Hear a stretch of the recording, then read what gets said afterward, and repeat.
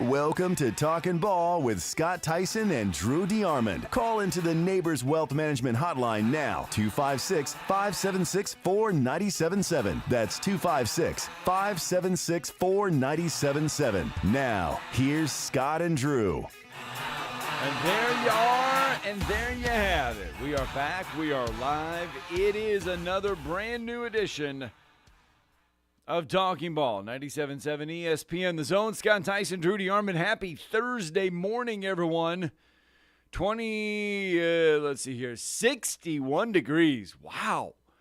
61. At least that's what it says here as you make your way into work, into school on this Thursday morning. A lot of great stuff to get through in just 2 hours. A lot of great college basketball last night. We'll recap Alabama-Auburn. We'll recap Alabama's recruiting win. The Big Ten has a shakeup as expected by some. Jim Harbaugh is off and running, literally running away from the NCAA. At least that was the sentiment last night by several pundits on social media. We'll talk about that. We will also recap a little UAH Charger basketball last night. Big wins for the Chargers. 256-576-4977. That is the number to the phone lines. You can be a part of the show, be a part of the fun on this Thursday morning. We do start with some SEC basketball last night. It was the first of two matchups between Alabama and Auburn on the hardwood. Alabama able to come out with a 79-75 win over 8th-ranked Auburn last night. Alabama ends the first half on a 7-0 run. They would take a 44-30 lead into the break. Mark Sears, a great night for Alabama. 22 points, 5 rebounds, season-high 8 assists for Mark Sears. Grant Nelson picked up the team's second double-double of the season, his first of the season. 14 points, 11 rebounds on the night. Latrell Wrightsell, 14 points, 9 boards. Ryland Griffin, 14 of 17 in the first half. Finishes with a career-best 5 3-pointers in the victory. The Auburn Tigers, meanwhile, Johni Broome had a fantastic night for Auburn. Did Johni Broome. Auburn began the second half on a 9-0 run. They'd cut the lead to 44-39. What a game, though. What does it say about Alabama and Auburn basketball in this state? Says we're headed in the right direction. After the game, here was Nate Oates first. Coach, what does it say about your team getting kind of hit in the mouth this weekend and then bouncing back? Top team in the SEC comes in and you guys do that against your biggest rival.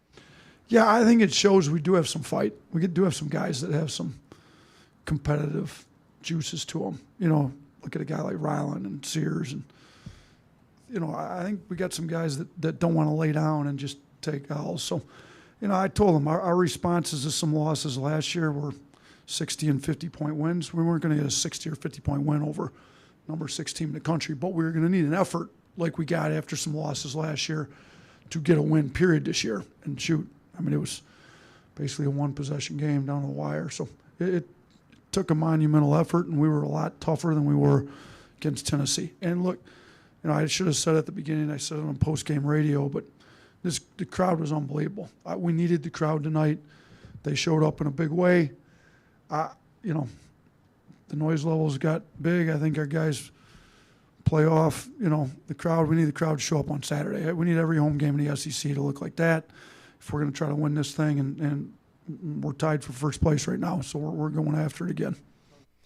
Mentioned Johni Broome's performance last night in the defeat. 25 points, 14 rebounds, 5 blocks shots for the Auburn big guy, Bruce Pearl.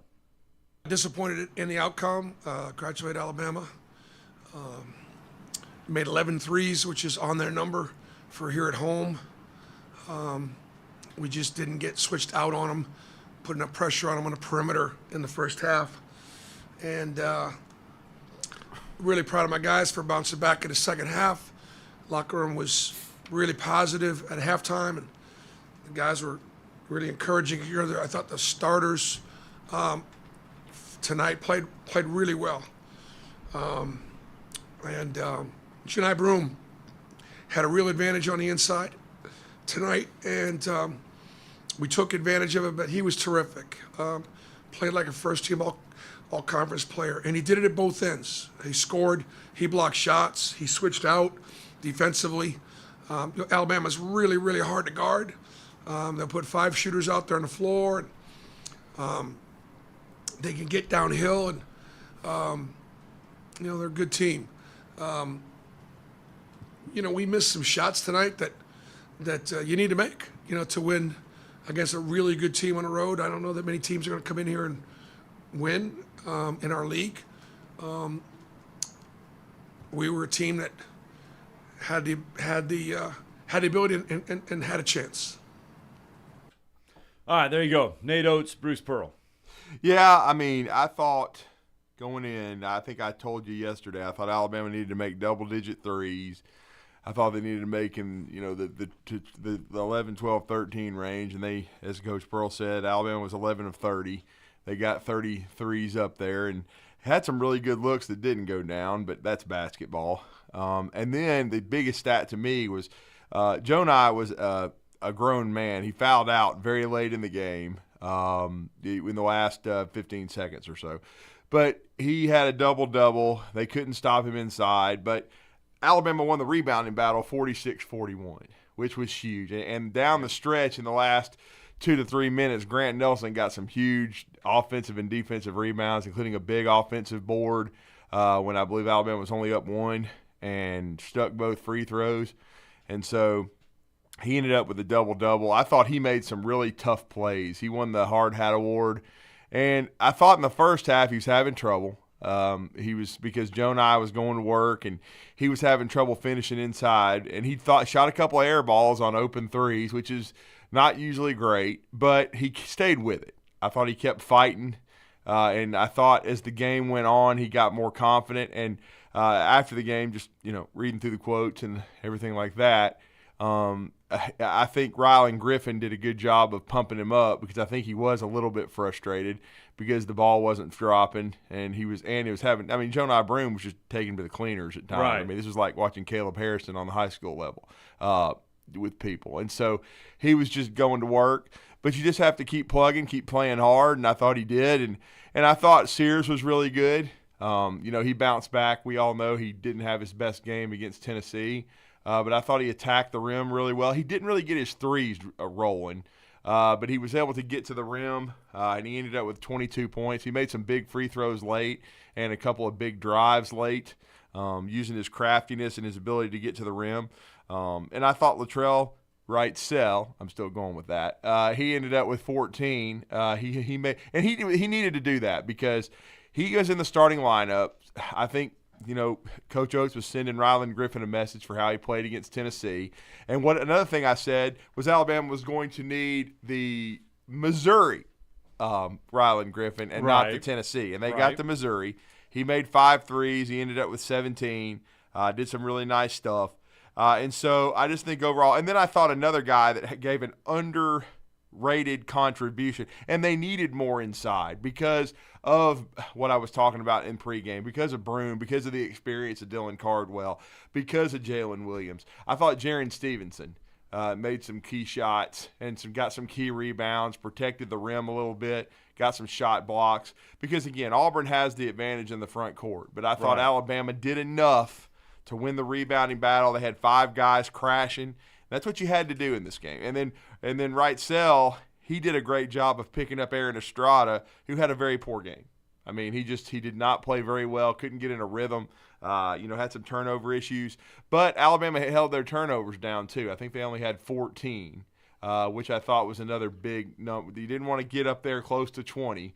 And then I think Alabama, Auburn outplayed them in the second half, but Alabama was up 44-30 at the half, and a ton of that was on points off turnovers. The majority of Auburn's I think Auburn ended up with, as I was checking, I think they ended up with 11 turnovers, but the majority of them were in the first half. Right. And Alabama took advantage of it. But Auburn's a good team, and Auburn came out in the second half, and they were not going to be blown out, and they did finally get over the hump and get a lead after a steal and dunk. But Alabama responded like you have to, and then down the stretch, it was just a back and forth game. The last 6 or 7 minutes, and it was just who could make the tough plays, who could make the big shots, and Alabama was able to outlast a really good Auburn team, and I think they're 2 of the 4 best teams in the SEC. You look at it, and if you look at it from an Auburn perspective, Auburn is 16-3 now, 5-1 in the conference, but you still fall to 0-3 now in Quad 1 games. Yeah. Auburn has yet to beat a Quad 1 team.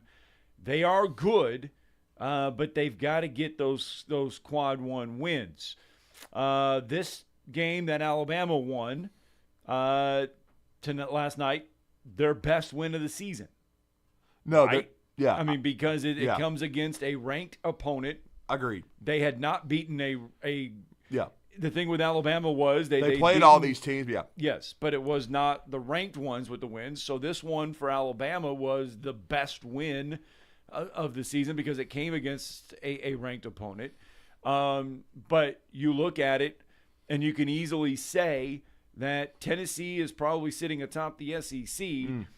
Alabama and Auburn are right there. I know Auburn doesn't have Quad 1 wins, but Alabama and Auburn are clearly 2 of the top 5 teams in this league. I think Kentucky, you got to have Kentucky there still, even though I know they don't guard very well. But I think just from a pure talent standpoint and what they're capable of doing. And then right now, they held on for dear life last night, and it was a classic finish. But you would argue that Georgia and South Kakalaki are fighting. We're going to ask Blake Lovell about that. That just blows my mind. But you know that the funny thing is that Georgia won at South Carolina, so you kind of have to give Georgia the check mark right now because but LSU, who's coming into Tuscaloosa on Saturday, they nearly pulled it off in Stegman. I mean, this was an offensive rebound and one with 2 seconds left that how Georgia escaped. So I will say this: who's not in the top 4? Ernest T. Bass. Oh, my goodness gracious. I mean, I know they were without 2 guys last night the second half. Well, one for the entire game, Marks, who had a migraine. But then, of course, they lost Brazil for the second half. But good Lord, Ernest T. Bass. I mean. A.K.A. Arkansas, for those that don't know. The rocks are not going in the basket. That's all I'll say. I mean. They've been embarrassed at home by Auburn, and then Ole Miss just waylays them in the pavilion. I mean, this wasn't even funny last night. I mean, Ole Miss wins at 77-51. They led by 12 at the break, 38-26, and then proceeded to outscore the Razorbacks 39-25 in the second half. Arkansas is a 10-9 overall, 1-5 in SEC play. Ole Miss 3-3. You mentioned Florida also gets a 9-point win over Mississippi State at home last night, 79-70. And then Georgia over LSU, 68-66. Don't look now. The Bulldogs are 4-2 in conference play. Okay, Jeff, I'll just say this. I'll start worrying about Kentucky if they go to Bud Walton Arena and lose to Ernest T. Bass on Saturday. ESPN is there for game day somehow. I don't see. But I didn't see South Kakalaki. So hopefully, I would think Kentucky would be ready to play in this Arkansas game. Right now is they were taking on water in the boat and they were getting rid of it. Now it's a deluge. And they can't get the water out of the boat. That boat is going down. They've started slow in the past, but this just looks different. This feels different because because if you look at it, and if you really look at the Arkansas numbers right now, the losses have been ugly. Oh, yeah. They're not like ones where, you can kind of say, well, they're coming in there. They have lost 5 of their last 6 ball games, okay? It started against Auburn, which was a horrendous loss. I mean, it's the worst loss ever inside Bud Walton Arena, 81-53. Since then, it was a double-digit loss to Georgia, a double-digit loss to Florida, a double-digit loss to South Carolina, a double-digit loss to Ole Miss. All of their losses have been by 10 or more in this stretch. The only win was a 1-point win against Texas A&M. It's been rough, man. They've been by far the biggest disappointment in the league. No doubt about it. Missouri is struggling. I mean, they can't, seem to get on track. But Dennis Gates lost a lot of talent, including 2 NBA players, including our guy Kobe Brown. So that's understandable. He's got a really good recruiting class coming in. And we've already talked about Ole Miss. They didn't play the toughest schedule in the world. Neither did South Carolina. So I don't – but South Carolina beating Kentucky was extremely eyebrow-raising. And now I think on Saturday they're going to beat Missouri at home, and then we are truly going to know about Kakalaki, as they will be traveling to Knoxville on Tuesday to take on what I still think is the best team in the SEC right now, the Tennessee Vols. All right, 7:16. Let's pause this basketball conversation. Let's get to a break. When we come back, so we've got a lot of stuff today. Kalen DeBoer visited with Pat McAfee, had some good stuff to say yesterday. Some extended stuff that we've not heard from Kalen DeBoer. We'll talk about that because he got a big recruiting win yesterday, did Kalen DeBoer. We got to talk about that. We've got to talk about Jim Harbaugh, bye to college football. We got a lot of stuff to get through, and we only got an hour and 45 minutes to do it.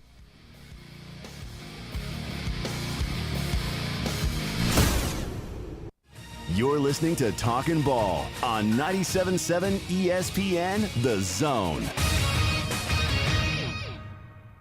Just got a new wreck in Decatur. This one's coming in the 4900 block of Danville Road.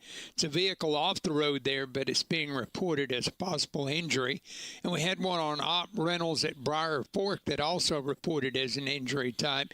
Tree across the road reported on Nanceford Road in Morgan County. You could lose up to 4 sizes in 4 weeks with the 2030 Fast Track Weight Loss Program. Find out more at 2030huntsville.com. Captain Nick in the Jordan Lane Popeyes Skywatch Traffic Center. Are you tired of chasing a roofing contractor to show up on time or even show up at all? I'm Sam Fleming with Fleming Roofing and Restoration. Our motto at Fleming Roofing is we show up.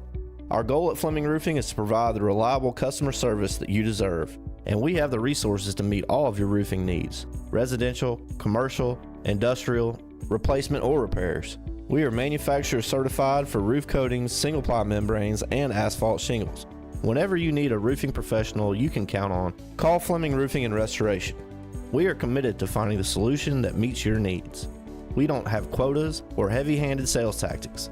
Fleming Roofing, we have expert experience. We show up. Free estimates, residential, commercial, industrial, replacement, or repairs. Check us out at FlemingHSV.com. FlemingHSV.com. When you need a quick response, it's Fleming Roofing and Restoration. We show up.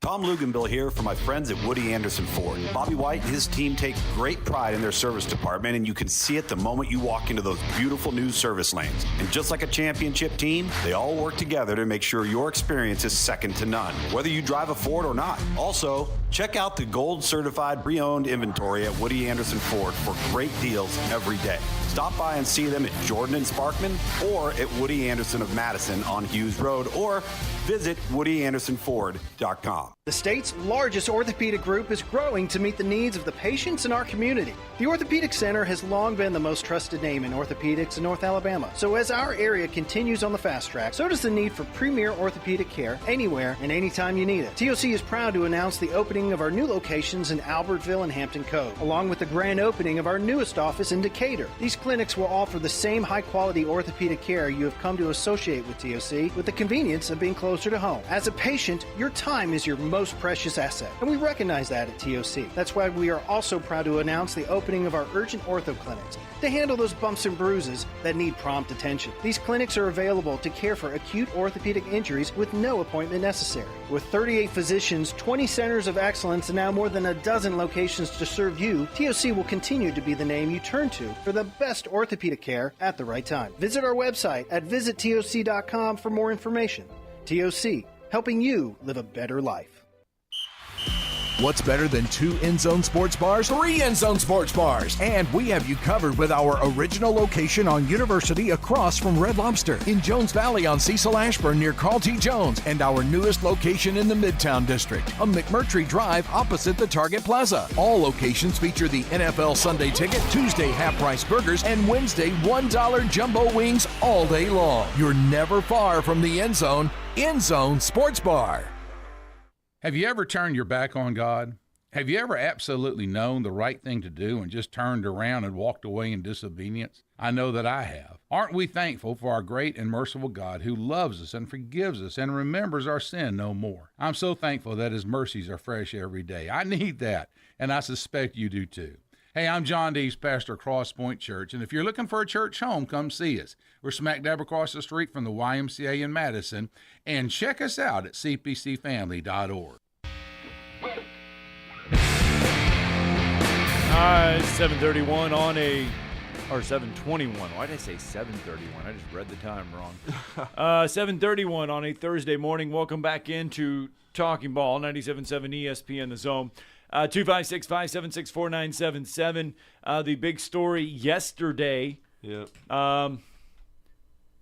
was the fact that Ryan Williams, the 5-star wide receiver, we felt like it was trending in this direction because of all of his social media posts. Yeah, because during the show, by about end of our first segment, he posted something on X. He posted an hourglass, and that was interesting. And he got some reaction, and people started wondering, okay, what's going on with Ryan Williams? He already canceled the Texas visit the day before. He still had an Auburn visit, and we asked Jason Caldwell about it. And Jason said, I still think Auburn's in good shape if he makes the visit. And so the rest of the day, everybody was kind of waiting and watching. And then there started to be a lot of intel coming in from the Steve Wiltfongs, the National Director of Recruiting for 24/7, Chad Simmons, the National Director of Recruiting for On3, guys that are in the recruiting industry, BamaOnline.com, where our good friend Travis Ryer, and we also have Jimmy Stein, Clint Lamb join us periodically. They came up, they posted something, a prediction for Ryan Williams to recommit to Alabama. So you kind of knew that around that there was something coming down. Right. And then around 5 p.m., you guys I know were en route and arriving at Montevallo. But it was 5? No, we had another hour left. Yeah, I was going to say en route. I gave up and went home. I tried to go to the Alabama-Auburn game, but the weather and the car accidents weren't going to allow that to happen. So I turned around just so I could see the game. And on my way back, about 5 o'clock, I have a few people on alert, and boom, it hit. And it was Ryan Williams recommitting to Alabama. And then later on, after said Iron Bowl of basketball, where Alabama wins 79-75, he announces officially via Hayes Fawcett and On3 that he is canceling the Auburn visit and shutting his recruitment down. So a huge win for Kalen DeBoer. I think he's as good a football player that's come out of this state in 20 years, and it sends a big-time message that he can recruit in the Southeast, because this kid was wanted by everyone. Even in reclassifying, he was the MVP of the Alabama-Mississippi All-Star game. He was also, a standout at the Under Armour game. He is a freakazoid. He will be 17 when he signs with Alabama on February the 9th, but he is someone that can make a huge impact in year one in Tuscaloosa once he enrolls in June, Scott. All right, 256-576-4977. That is the number to the phone lines, and it does say a lot about Kalen DeBoer and the new staff, because they had, other than Gillespie, the running backs coach, and Freddie Roach, there was no relationship on that staff for Ryan Williams. It says a lot about the new staff able to come in and make an impression on someone in a week. Now, and I'll give Ty 109's Hunter L. Johnson the post of the night after the game, and really during the game, when we know that the game was delayed about 30 minutes in Tuscaloosa because of LED light malfunctions, Scott. Right, yeah. And as he said, I guess we, as he was referring to Alabama, I guess the power bill wasn't paid in order to get Ryan Williams. It was worth it. There you go. Let's go out to the phone lines. Mark from Spring Hill is with us. Good morning, Mark. Good morning. Hey, good morning, guys. How we doing? We're doing Good. well. Good. I just wanted to, I thought Alabama played well, but I think Auburn is, definitely a tournament team. I would not want to play them. I think it's going to be hard for us to beat them at Auburn. Yeah, they're very good. And so I was happy to get the win. I just wanted y'all's thoughts on, I know it's a little early to look at this probably, but I think South Carolina is for real. They didn't beat Kentucky; they stomped them, and so I think 17-point win. So I think they're a tournament team. How many do you think we might get in? That's a great question. That's going to be a great one for Blake Lovell at 8 o'clock. I would say probably around the 7 or 8 range. I think, Scott and I have already talked about Tennessee, Alabama, Auburn, and Kentucky. Then you talk about South Carolina, and even Georgia has to be in the conversation right now. I mean, Joe Lunardi right now is way too early, but Joe Lunardi says 8 right now. Okay, yeah. And we're not even at that halfway point. And I don't think it's time to give up on Texas A&M either, because Buzz seems to figure things out. And I think they're still a definite factor in the deal. But Joe Lunardi right now has South Carolina as a last 4 bye. That just tells you how I guess not. I don't want to say weak, but just how non-tough. Well, but just how non-challenging some of their non-conference and we don't know yet games how were. good Ole Miss is. Okay, I think they're in the mix. He has them as a last 4 in. Yeah, right so now. That's so, I mean, about it's where I way would early. have them. Yeah. So and even LSU is I don't think they're a tournament team, but they're good enough to be a pain in the ass. Okay.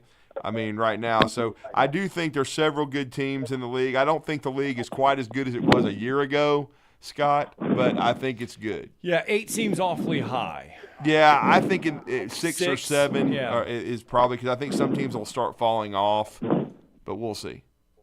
All right, and my last question is, currently, if you look at Caleb Downs, who went to Ohio State, of course, are there any rules that prohibit the foundation at Ohio State to, let's say, do like Auburn did with Cam Newton? Can they money drop $1 million to the mother at, at his home? Yep.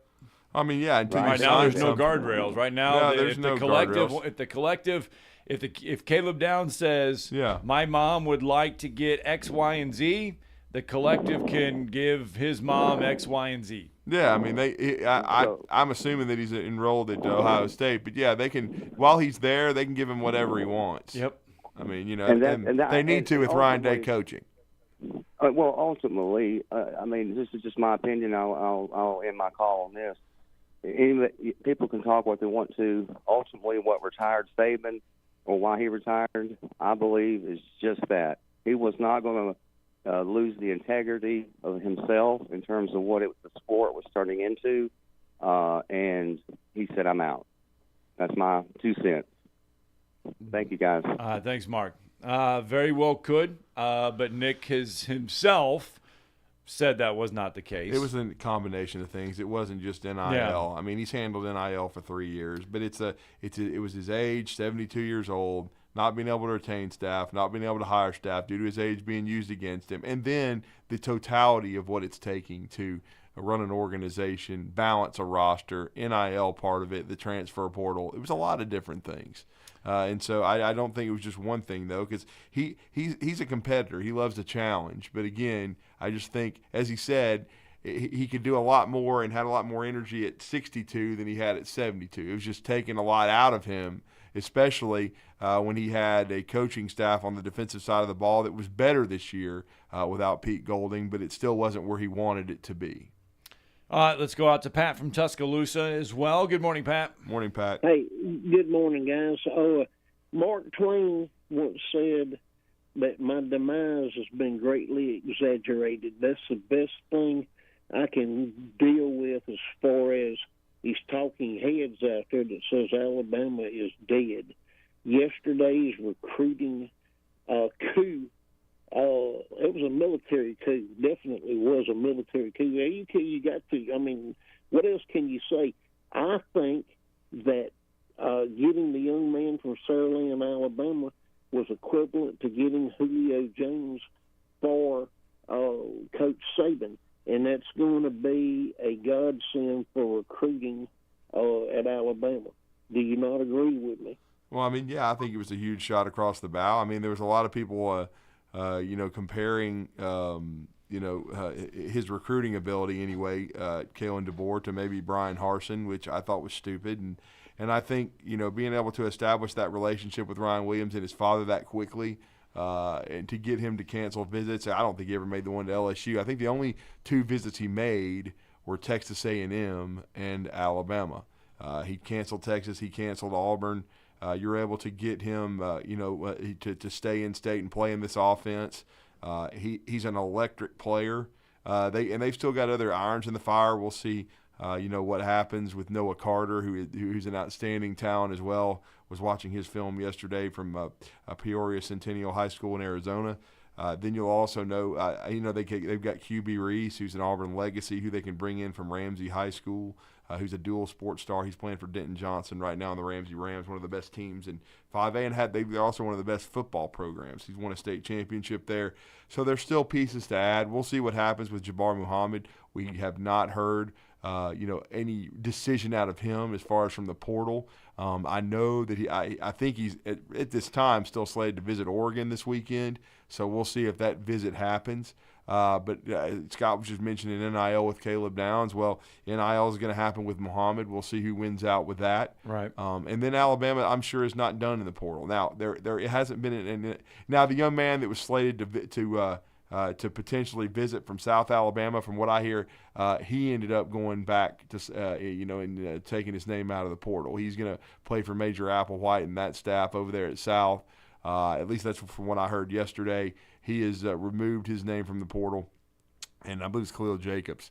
But he is not going to transfer. But again, I think there could be some other names, especially now with the Michigan situation, and that's kind of going to set Scott up coming out of the break. We'll talk about that, Pat. But I do think their staff is settling in, and I think they're going to be a force. And the main thing now, when you get Ryan Williams in the fold and hopefully Noah Carter and these guys and maybe Jabbar Muhammad, is keeping the rest of your roster. I mean, your portal window is still open. You've still got people, I'm sure contacting, Jaheim Otis and other guys. I thought it was significant last night. They do the ODK trophy. They don't do the drawn out. They don't do the whole, bring the whole entire team out there. They don't bring both sides out there. They do it. They bring out a couple of team captains, Greg Byrne. They take a picture with the trophy. They brought the Auburn student body president. They had the Alabama student body president in there. They brought the trophy out, and I was like, they do it. It's just a little different the way they do downsized. it. It's it is. It's not there's as much pomp and circumstance and things of that nature. But they had Jalen Milroe there in the front row and Malachi Moore to represent the team, and another guy was there sitting next to Jalen Milroe was Domani Jackson. He's the transfer from USC. I know they definitely want to keep him there, so I thought that was a positive sign. So everything is trending upward. I think you're right, Pat. All right. Guys, and hey, Drew, are you ready to go out on a limb and say there's no way in hell that the LSU coach goes to Michigan? Yes, I will say there's no way in hell the LSU coach goes to Michigan. He is not going. Yeah. All right, Pat. All right, I sure did want to just totally tear LSU's roster apart. All right, Pat. Thanks for the phone call, Pat. I just don't see that. Yeah. Let's get a break in. When we come back, we will indulge into the college vacancy that is open now in Ann Arbor, and just what does it really mean for the rest of college football.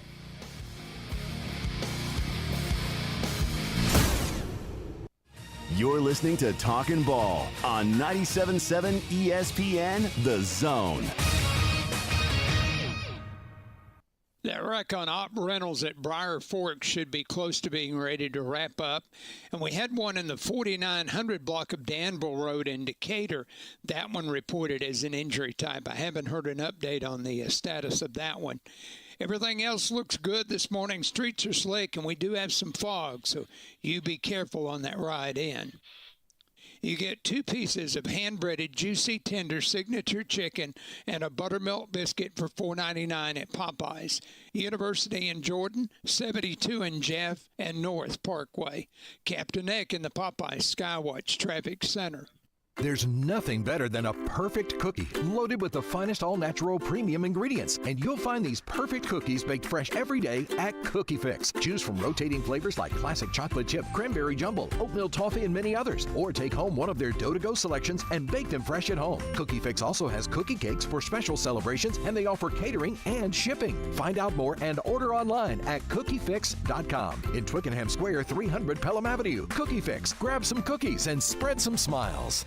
Specializing in simple and affordable rentals, McCurry Van and Car Rental can make sure you have just the right vehicle for your next family vacation, weekend getaway, or if you just need transportation while your vehicle is being repaired. McCurry carries Ford Transit vans and Mercedes Sprinter vans, trucks and work vans, and more. And they offer discounted rental rates for long-term rentals. Now with 4 locations: Athens, Muscle Shoals, Coleman, and Huntsville. Log on McCurryRentals.com to make your reservation now. That's McCurryRentals.com. Flying nonstop from Huntsville is a breeze on Breeze Airways.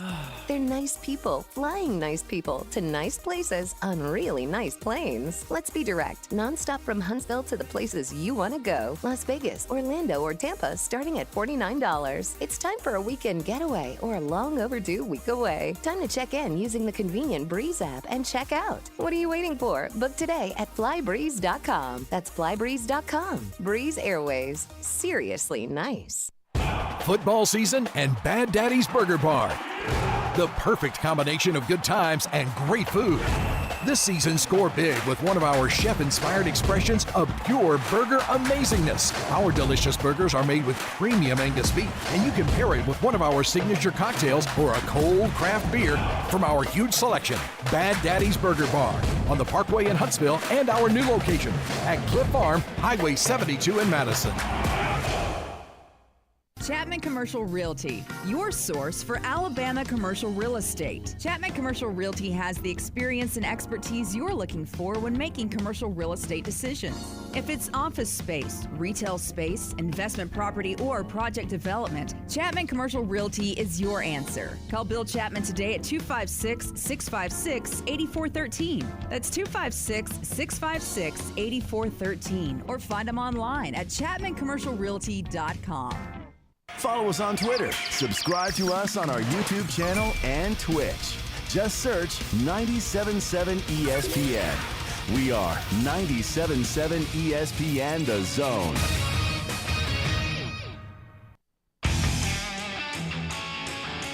Talking about 97.7 ESPN The Zone.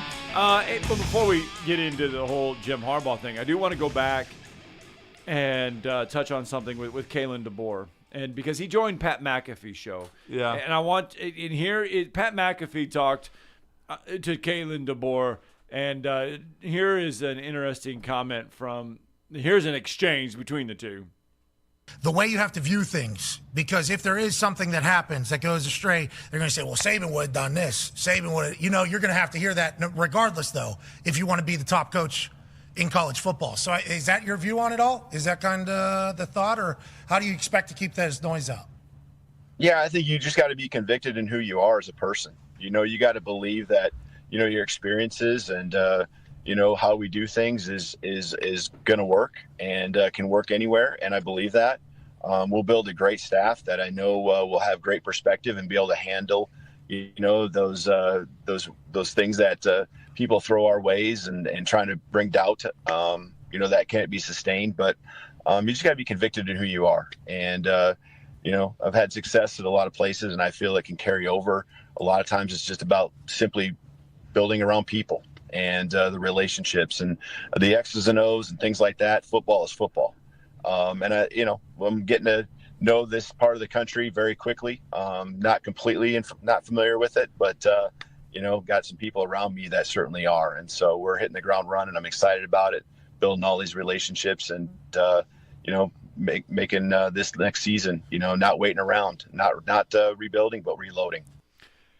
There were high school coaches that went on the record and said Kalen DeBoer will not be. They have to wait and see because he's not from this area. Yeah. They get Ryan Williams. I know it's one guy. Okay, it's not a full recruiting class. It's one guy, but it's a big guy. Mm-hmm.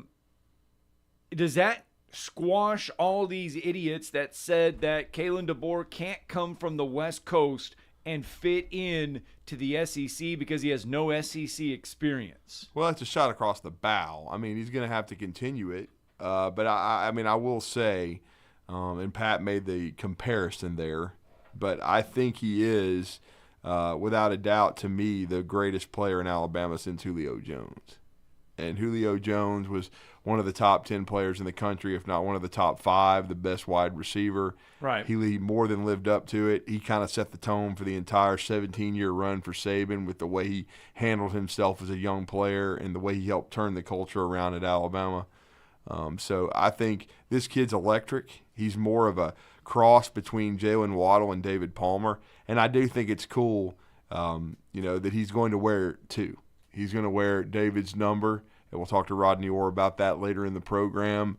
But I think it's very, very significant. And I'll ask Rodney. Rodney's a Mobile native, grew up in Texas but was in Mobile for a long time and has been in this state and lived in Tuscaloosa since the late 90s.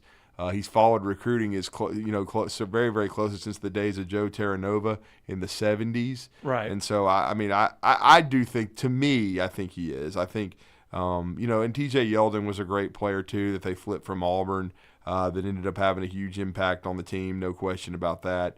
But I just think Julio Jones was kind of a symbol, of how good, this program was going to be. And I think Ryan Williams, it's very symbolic once again. Now, Auburn still had a great class. They had a top 10 class in the country. They still signed 4 really good receivers out of the state of Alabama. Right. Led by Cam Coleman of Central Phoenix City, who I think is an A.J. Green type 5-star talent. They still got Perry Uno Thompson from Foley, Alabama, Bryce Kane from Baker in Mobile, Malcolm Simmons from Benjamin Russell. So, and then they weren't through that. I know they've added through the transfer portal, so their receiver core is going to look much different. But Ryan Williams is a unique player. This is a guy you can hand it to, you can throw it to. He can return punts, he can return kicks. What Jeff Kelly did with him at Saraland and taking that program to the next level is unreal. And he just has that kind of magic and magnetism. The it thing. Yeah, I think he's got the it factor. Yeah. And I think he's someone that Kalen DeBoer can build his offense around. Well, there was a lot of talk about the guys leaving the program and who has left, and more of that than rather on who is staying. And Pat McAfee approached that with Kalen DeBoer.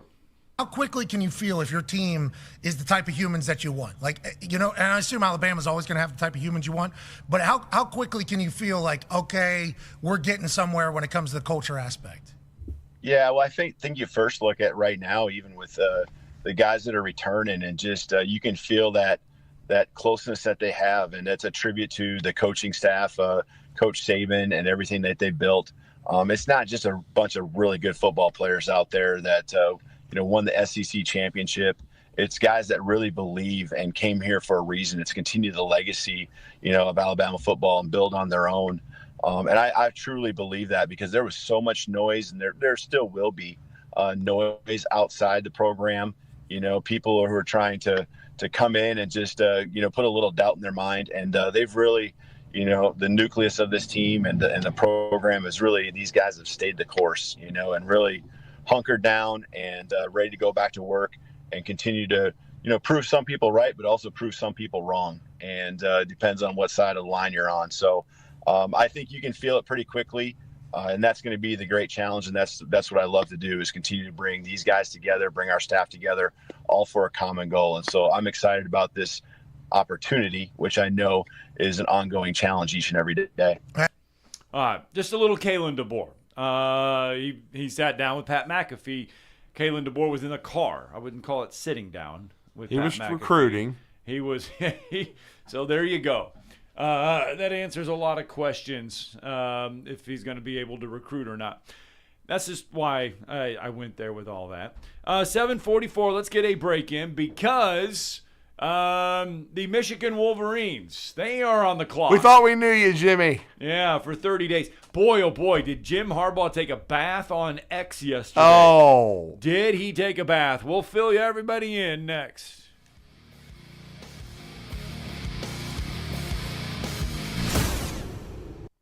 You're listening to Talkin' Ball on 97.7 ESPN, The Zone. Just got a new wreck in Decatur, Beltline and Gordon Terry. That one's coming in with injuries. They're running one on I-65 northbound 322 that may have an injury involved. At the 4900 block of Danville Road with somebody hurt. And we had an injury wreck on Op Reynolds at Briar Fork that should be about clear now. Dr. Sandman has the Somnodent, a safe, insurance-approved alternative for snoring and sleep apnea. Dr. Randall Sandlin, 350-CARE. Captain Nick in the North Parkway Popeyes Skywatch Traffic Center. Get the appliances you need right away at Lowe's. Explore the largest assortment of brands you trust, like Whirlpool, Samsung, and LG, in-store or online at the best values. Plus, take advantage of our everyday financing offers on top items, from refrigerators to laundry pairs. And there's more. Get your new appliances delivered or installed quickly at your convenience. Because Lowe's knows appliances, Lowe's knows home improvement. Subject to credit approval. Since 1986, Full Moon Barbecue has been cooking quality meats low and slow over a hickory wood-fired pit. From ribs and wings, brisket, turkey, catfish, and sausage to the best butts in town. If you're planning a holiday or a birthday party, Full Moon has a large banquet room. And Full Moon is ready for your next catering or tailgate. Just call us and we'll take care of everything. 256-713-0070. Full Moon Barbecue on the Parkway next to Costco. The best little pork house in Alabama. SportsMed is the official team physicians of the Rocket City Trash Pandas. And if the pros trust SportsMed, you can too. SportsMed provides every service you might need for complete orthopedic care, specializing in orthopedic surgery, sports medicine, joint replacement, spine surgery, neurosurgery, and podiatry. And they offer their own brace shop, in-house full-body MRI, physical therapy, walk-in clinic, and so much more. 4 locations and on the web at sportsmedalabama.com. The kitchen is the heart of any home. It's where the family gathers. It's where kids discover old recipes and make them their own. Just starting out or just now getting started on the dream kitchen you've always wanted? I'm Chris Haygood, and from all of us here at Bob Wallace Appliance to the home builders and the homeowners of the Huntsville area, a heartfelt thank you for buying local. We're in Huntsville, Florence, and Coleman, and online at bobwallaceappliance.com. Hey folks, this is Arthur Seaton, managing partner at University Kia, proudly saying Roll Tide and War Eagle. Stop into University Kia today and shop one of the area's largest selection of new Kias, including Fortes, Seltos, Telluride, and Popular Carnival, and fully electric EV6. View all the great specials at universitykia.com and get pre-approved in minutes so you can drive home your new Kia you really want, because we want to see you in a University Kia.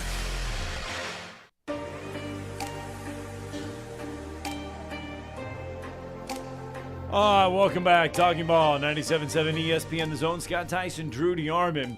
And for the first time since 1997, when Nebraska won the national title and Tom Osborne retired, Michigan becomes that first national champion since 1997 to lose its coach the next year. Yeah. 1997 is the last time it happened, when Tom Osborne retired. And that may be really the last time Nebraska was relevant. So now Jim Harbaugh has exited stage left of the college football world And there's a lot to really unpack there, because if you followed social media yesterday, Jim Harbaugh took a bath on social media because everybody was saying, hey, look, here's a guy that was trying to stand up to the NCAA, trying to do all this. And before everything happens, he packs his bags and he leaves a la Pete Carroll to the NFL. Before anything can happen, before any decision is made, he packs his bags and he goes to the NFL, kind of like Pete Carroll did at USC. And if something happens, he's There's not a lot there of anymore. I think parallels there. Yeah. I mean, because I do think Michigan is facing some sanctions. Now, I know there was a report out there as soon as Adam Schefter, who, by the way, is a Michigan grad, broke the news with Harbaugh and the Chargers coming to agreement that Michigan was trying to give Harbaugh immunity. In other words, we're not going to penalize you at all, no matter what the NCAA sanctions are. But I think in its totality, Jim knows the situation.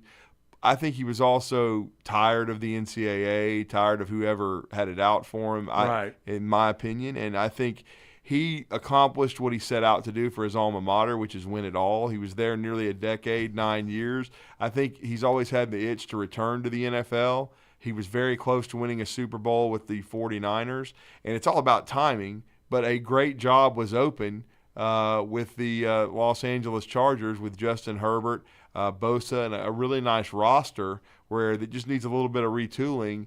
Keenan Allen, I think you can win a Super Bowl with this roster as long as the Spanos family is going to spend money. And if they hire Jim Harbaugh, they sure as hell probably are. Well, Jim Harbaugh is expected to take his defensive coordinator with him. That's a good hire. I mean, Jesse Minter did a great job. He's expected to take him. Now, where does that leave Michigan? Sharon Moore, who acted as the interim coach. The interim coach not once but twice this year, is expected to become or named the next head coach there at Michigan. Now, here's the caveat to that. Here's that. They have to wait 7 days. The job has to be posted for 7 days before Michigan can officially announce him as the head coach because of the university's hiring policies. They have to follow that. It has to be posted for 7 days. Now, Jim Harbaugh has left. That means the roster to Michigan, or the transfer portal window, just like it was Alabama, is now open for 30 days. Michigan players can leave for 30 days now. Now the question is, school has started all around the college landscape. So if guys leave now, it's how do you get them in academically? And schools can all wave a wand and make that happen in a heartbeat. Extenuating circumstances can happen for college athletes in some areas. But Michigan's roster, I don't know. It was already decimated because of the NFL draft. Yeah, J.J. McCarthy was one of the first signs because he decided to go pro. Yeah, there was like 10 guys or 11 starters Corum already have left that Michigan roster anyway, the starters. I mean, so they wouldn't be looking at a lot of frontline guys. They'd be looking at guys that potentially could be starters and some depth issues. But the Michigan roster could be ravaged. Well, I mean we'll see. I mean, I don't know. I know they were heaping dirt on DeBoer's roster, but good Lord, now that Jim Harbaugh is gone, I mean, Michigan, they won the national championship. They earned it. But, that's where you could turn around and have a 4-loss team. I mean, I don't even know if Michigan will make the playoff. I mean, who are they going to have? I mean, and you're going to have a first-time, full-time head coach. To go, I guess spring maybe you're going to have to go through the portal. They're going to be good. I would expect them to still be good, but I don't know if they're going to be. I mean, look at Ohio State. I mean, they've got an all-star team. You think that's why? I mean, you think that aided in Harbaugh leaving is? I'll just say this. If Ryan Day does not win the game against Michigan, he will not make it back to the locker room for even the post-game press conference. They'll just put him on a Greyhound and get him out of town. He won't even coach the team in the playoff if they're in the playoff. If he loses to Michigan with this band of mercenaries that he's bought and he can't beat Sharon Moore then his ass is gone. Gone. He will not even coach the playoff because they'll be in the playoff, but I bet they won't even let him coach the playoff. Whoever their offensive coordinator is or whatever, the defense, or their DC, whoever whoever's considered their lead assistant will be coaching the team. This will be an Adrian Griffin. And that's as much NBA as you'll hear me talk on this show. Not basketball anymore. Yeah, there you go. That's another great new term we've got. The Not Basketball Association. Not basketball anymore. So, yes. So Jim Harbaugh leaves, though. Yeah. And you look at his legacy, though. It's intact. I mean, I know he did very well at Stanford. He got Stanford to the Rose Bowl. Andrew Luck. He did that. He got San Francisco to the Super Bowl. Yeah. He got Michigan to a national championship. He did a great job at San Diego too. It's very rare that you have a coach that has been able to do it on both the college level and the NFL level and succeed. Jim Harbaugh's done it both. Right. Don is with us real fast. Good morning, Don. Morning, Don. Drew, I'll ask really about the second question first, and I'll let you get a comment on it after off air. Are there any potential players, especially secondary-wise, that Alabama might be interested in on Michigan's roster? And here's the second thing. This is a comment I probably should make before that. Remember when Freeze got in trouble at Ole Miss? Who was AD? Ross Bjork. Remember? Yeah. We've already talked about what a convict he is. Yeah, okay. I didn't know if y'all talked and about a crook. that. Yeah, now he's going to Ohio State. I mean, you could say he's been failing up. Yeah. That's what I heard somebody say. I mean, at Ole Miss it was just an absolute days of our lives kind of thing. And then at Texas A&M you had Dirt Neck, and now he's going to hide strap his wagon to Ryan Day and the Mercenaries. So I don't know. Yeah, well, anyway, the second part, I really would like to have anybody that we could be interested in. And Roll Tide was a great game last night. Thank you, Don. I tell you what, this is what I hate about. This is the one aspect I don't like about college football right now. About the, who they got that the 30-day window's open. I'll Who be do we get? honest. Let's go get some guys from Michigan. You just talked about the offense being basically decimated with graduation and NFL departures and portal, whatever.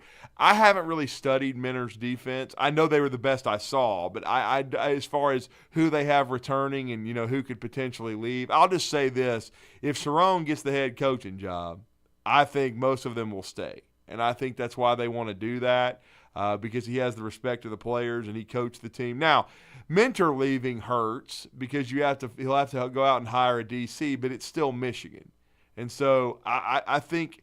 I don't know. I wouldn't assume that. There may be a kid, that emerges that Alabama has some interest in or mutually would like to go there.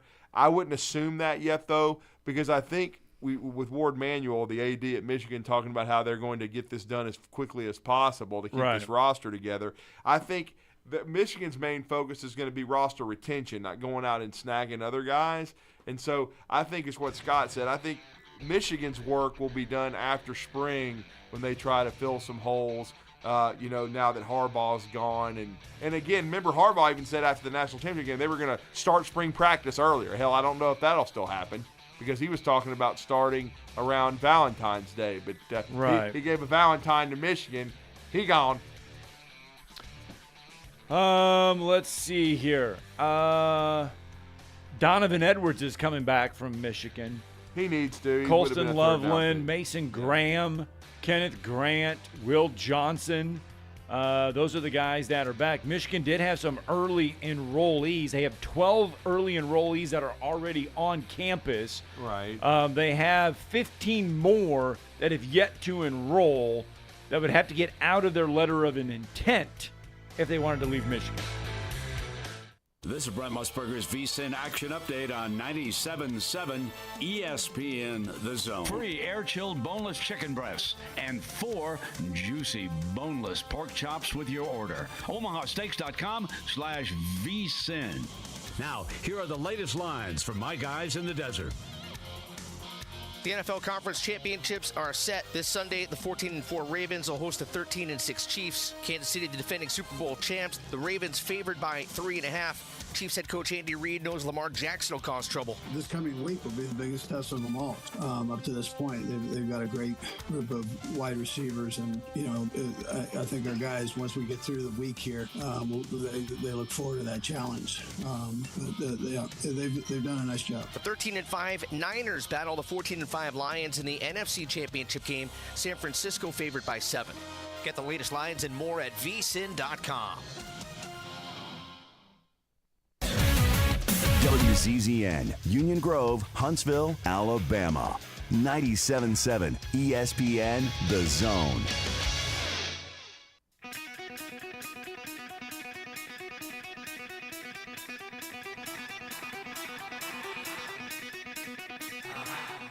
Welcome to Talkin' Ball with Scott Tyson and Drew DeArmond. Call into the Neighbors Wealth Management Hotline now, 256-576-4977. That's 256-576-4977. Now, here's Scott and Drew. There you are. Welcome back. Hour 2 of Talking Ball, getting ready to tip off. And tip off, we mean basketball style. Last night in the SEC, Alabama and Auburn meeting on the hardwood, the first of 2 meetings, and Alabama does come away with that 79-75 win. We previewed a lot, or not previewed, we recapped a lot of that in hour number 1. Hour number 2, we'll get into that and get into the rest of the SEC and the rest of college basketball. Who's hot, who's not in the league right now. Yeah, and we're going to talk with Southeastern14.com basketball analyst Blake Lovell. This time of year, I always love catching up with Blake many times on a weekly basis because he watches the game so closely. He and his colleagues at Southeastern 14 do such an outstanding job. Chris Lee especially as well, great friend. And their YouTube channel is exploding. And they don't just cover basketball. They have a unique way they cover baseball, unlike anyone in the SEC. Also, they cover football. But wanted to catch up with Blake following this midweek of SEC basketball and see where this league stands. And we kind of talked about earlier in the show, Scott, with Joe Lenardi and how many teams he had in the dance right now. And we're gonna take the temperature of the league with Blake Lovell. Blake, good morning. Hello, guys. Good to talk to you as always. What did we learn from the Alabama-Auburn matchup last night in your mind, Blake? I learned that I think both teams are really good, and I think it's very easy to overreact to one game in a college basketball season just because there's so many of them, and it's like, well, at some point, you've got to be able to figure this out or figure that out. But I came out of that looking at 2 teams, to me, that can play in the second weekend and beyond the NCAA tournament. Of course, matchups matter and all that, but look, you guys know I've been higher on Alabama than most people have this year. I think people were just looking at the loss column and really focusing on that and being like, well, the team can't be that good if it has that many losses. Well, it can if they play the schedule that Alabama's played. And, yes, they went and got just walloped at Tennessee. But I thought that was pretty predictable because I think we've seen Alabama go in and get walloped at Tennessee before. And I think we've seen a lot of teams go in and get walloped at Tennessee before. And so I think that was more about Tennessee than it was about Alabama. Of course, if you have to keep within the context that I don't think there was any way Mark Sears was 100% in that game too. I don't know if it would have mattered, but now you come back, you play Auburn, and you just kind of see that this is what this team can be if you have what they got last night. And to me, that was the key contributions from multiple other guys. And we've seen, different guys step up at different points this season and have huge games. But I think seeing that combination of, to me, and this is, look, Latrell Wrightsell hitting 4 threes was significant because if you can get 9 of your 11 threes from both Wrightsell and Griffin and you only get 1 from Mark Sears, you're doing pretty well. Like, you're in good shape offensively. But it is seeing the way that Sears, Wrightsell, Grant Nelson, Ryland Griffin, all of those guys stepped up at key points in that game. And remember, all 4 of these guys playing 30 or more minutes. I just thought that was it. To me, that shows you what Alabama can be. All of those guys made huge plays at different points. Sure, Estrada doesn't have a great game. He didn't score. But you just beat Auburn where Estrada doesn't score. I thought Stevenson, he played 22 minutes. I know he had 6 points and 3 rebounds. I know he had 4 fouls, but it's just the quality of minutes. And I think when you look at it from that standpoint, Alabama kind of 7 guys basically. I know Wagi played 9 minutes. I think Walter played 4 and all that. But they had their guys step up. And I thought that was kind of the story of the game, is they just made a lot of plays, and Auburn was not able to shoot the ball well enough to come out victorious. So yeah, Auburn had a better second half than a first half as far as getting going. But Janai Broome, I mean, wow. He had a great performance for Auburn. Even though Auburn comes up on the short end, you got to like the way this Auburn team is playing right now despite the loss. Yeah, and I think the thing with Auburn is, yes, we can say that they're good offensively, and they really are good offensively. I've said the thing with Auburn is they just don't have many weaknesses. I don't think their shooting is necessarily a weakness. I mean, 33% is not great, but it's average, all things considered. Like, it's an average percentage, and really in the SEC, it's not that terrible when you consider that they're just Arnold. I mean, the SEC is where it usually is this time of year. In conference play, the SEC is the worst three-point shooting conference in the country. Like, it's just it's rinse, repeat when you're going to come to the SEC. We've said this in recent years.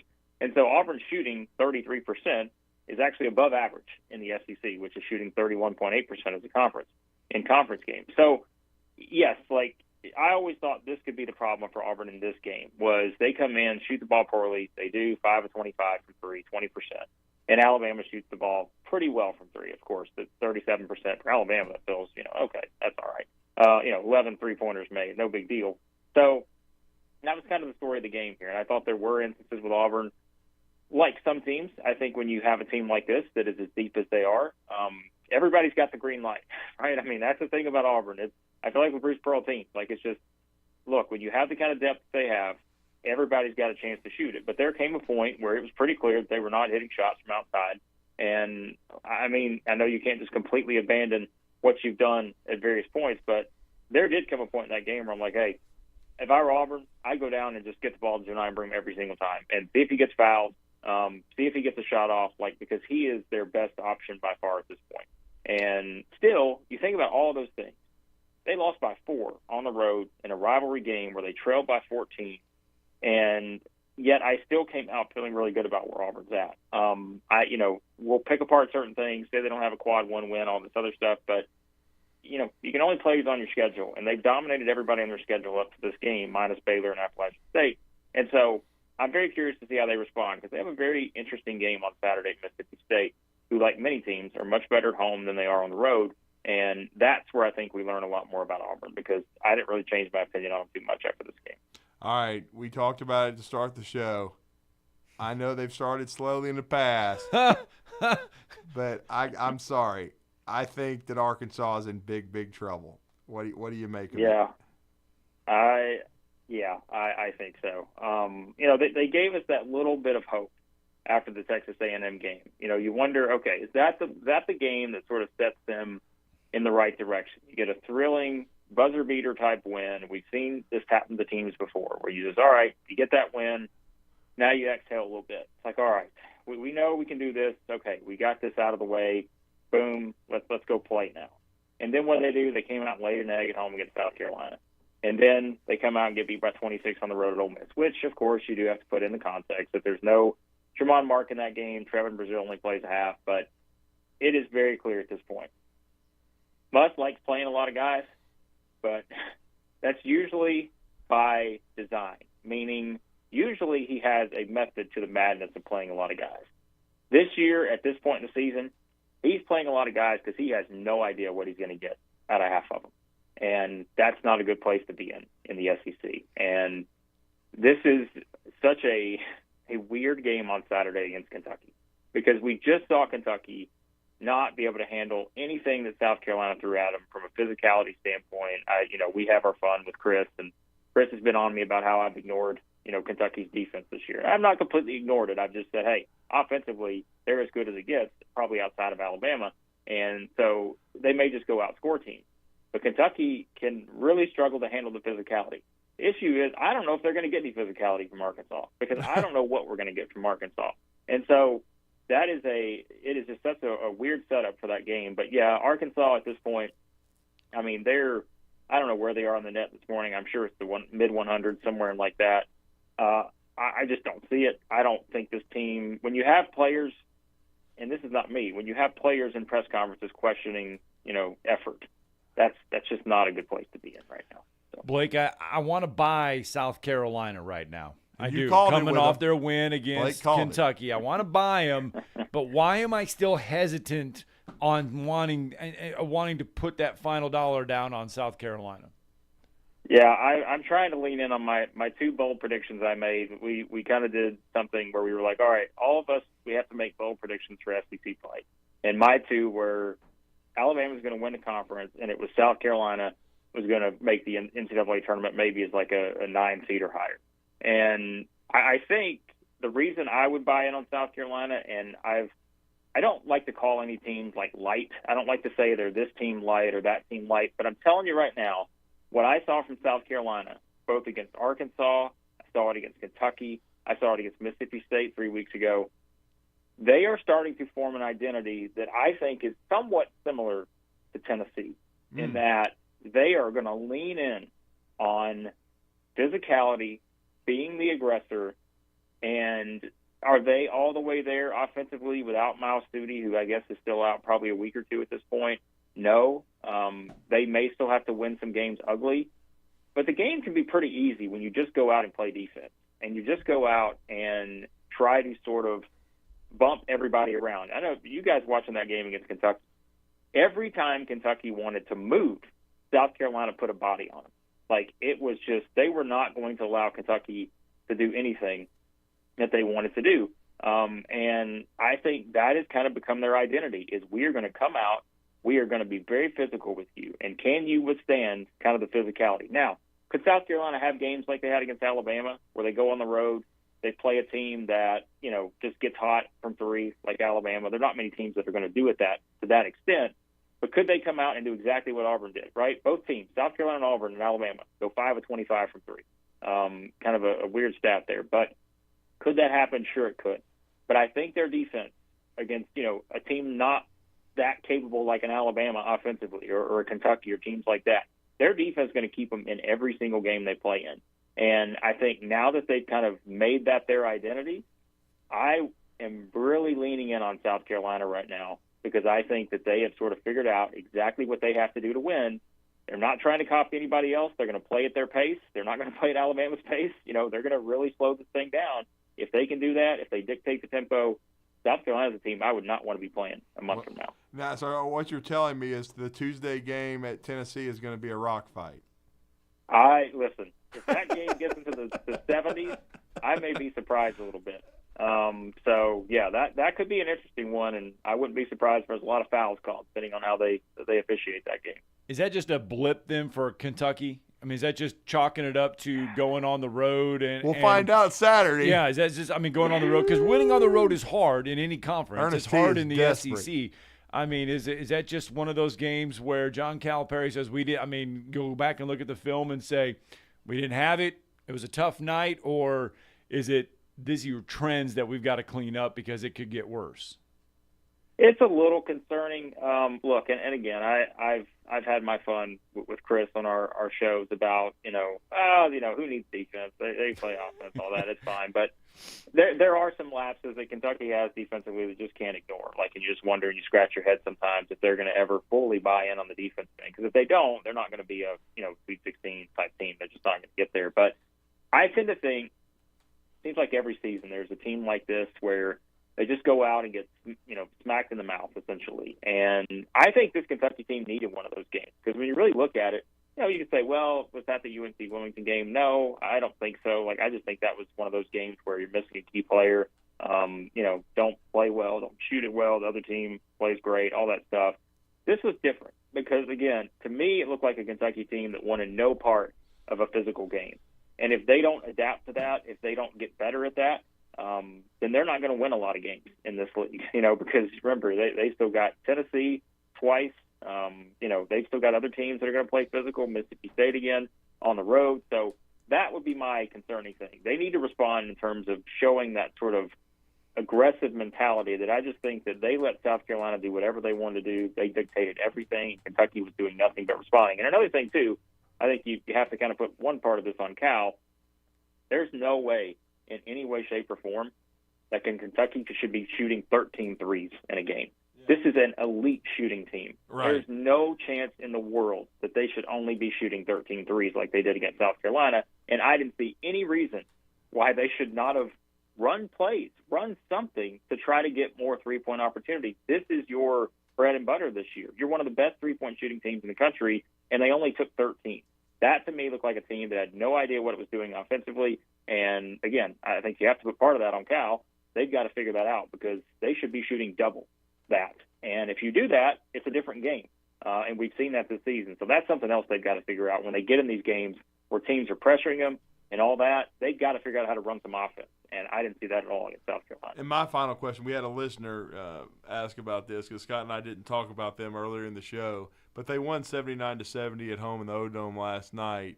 What do we make of Todd Golden and his second-year Gators?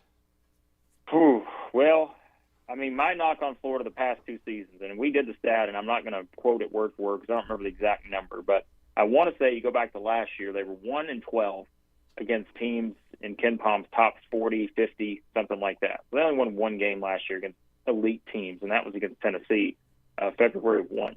This year, up until the Mississippi State game, Mississippi State's at 37 now in Ken Palm. They had lost every game they played against Ken Palm top 40, 50 type teams. And so that, to me, is what we're going to figure out with Florida. If you're going to be a team that gets to the NCAA tournament, if you're going to be a team that can win a game in the NCAA tournament, you've got to prove that you can beat good teams. And I thought last night was a big step in the right direction. To me, Mississippi State's still a good team. They might be 2-4 in the league, but it's just a product of playing in the SEC. They've had a tough schedule. It doesn't get that much easier because they host Auburn, as we said, on Saturday. But I think Florida's got to start building off of this. They go to Kentucky next Wednesday. Even a Georgia game at home on Saturday is a big game now, the way Georgia's playing. We were talking they got to go to A&M. Yeah, they still got to go to Alabama, still got to go to South Carolina. So to me, Florida's got to prove that it can win big games against good competition. And that, I think, was a big step in the right direction because before that, their best win on the season, I think, would have been Pitt. And that's just not going to get you a lot of places. I know Pitt just, got a good win and all that, but that's not going to get you anywhere. So if they can kind of build off of this, they have the talent. I think Florida's one of the most talented teams in the SEC, but it's not been able to win big games. So we'll see if this is kind of that starting point to doing that. Well, Blake Level, Southeastern 14, great all stuff. Over it. Talking SEC hoops. Let everybody know how to follow you, Chris Lee, and the great job you guys do. Yeah, I always appreciate you guys. Like I said, Southeastern 14 on YouTube, daily SEC basketball stuff up there right now, so you can check all that out. And, everything else, I'm on Twitter at @BlakeLevel. Thank you, sir. Thanks, Blake. Thanks, guys. Let's get a break in 256-576-4977. You can join the program in the experience next.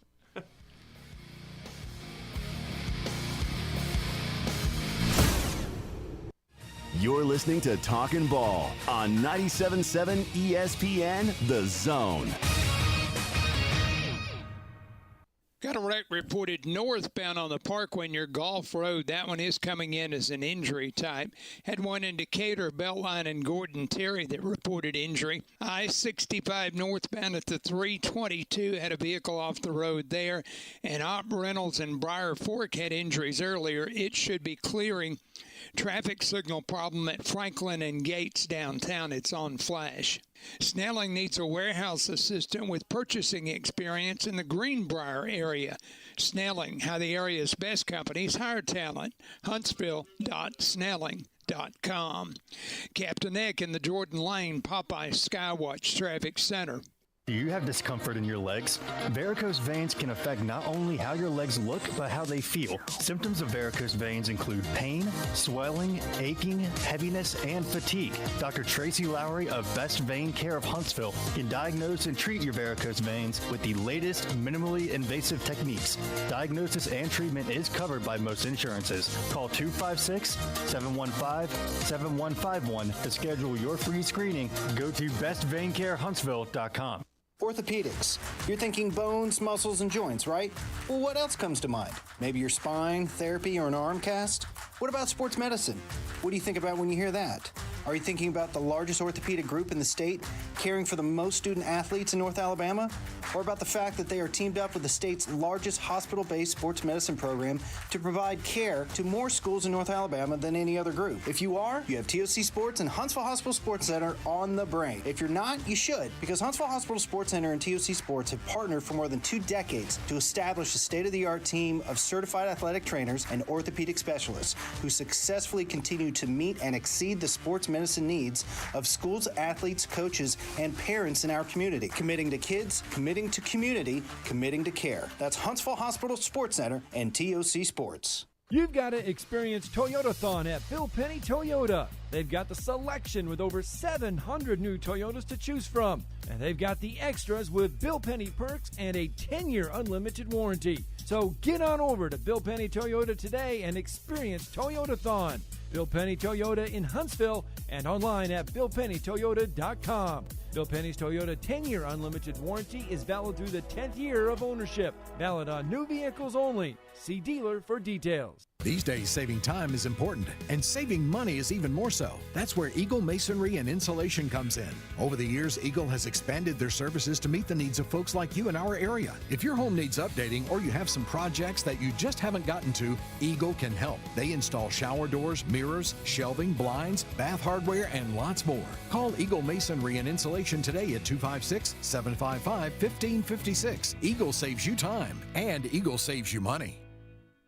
The state's largest orthopedic group is growing to meet the needs of the patients in our community. The Orthopedic Center has long been the most trusted name in orthopedics in North Alabama. So as our area continues on the fast track, so does the need for premier orthopedic care anywhere and anytime you need it. TOC is proud to announce the opening of our new locations in Albertville and Hampton Cove, along with the grand opening of our newest office in Decatur. These clinics will offer the same high-quality orthopedic care you have come to associate with TOC, with the convenience of being closer to home. As a patient, your time is your most precious asset, and we recognize that at TOC. That's why we are also proud to announce the opening of our urgent ortho clinics to handle those bumps and bruises that need prompt attention. These clinics are available to care for acute orthopedic injuries with no appointment necessary. With 38 physicians, 20 centers of excellence, and now more than a dozen locations to serve you, TOC will continue to be the name you turn to for the best orthopedic care at the right time. Visit our website at visittoc.com for more information. TOC, helping you live a better life. What's happening? What's happening?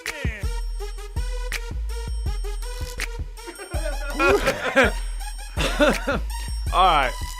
What's happening is a lot of sports. That's what's happening. Yeah. That's what's happening is a lot of sports this morning. Yeah. All right. 256-576-4977. We can go there, by the way. Just so that you know, we talked about Jim Harbaugh. One other fact to throw out there about Jim Harbaugh becoming the Chargers head coach. It's the first time since Norv Turner. Remember that one, Norv Turner in 2007, that the Chargers have hired a coach with previous NFL head coaching experience. Oh, interesting. Certainly this should go better than Brandon Staley, you would think. You would think. By the way, Harbaugh again, he was from the 49ers from 11 to 14. He was 44-19-1 during his time at the 49ers. Oh, he did three straight NFC championship games, including a Super Bowl berth in 2012, by the way. Where he lost to his brother John. We know that.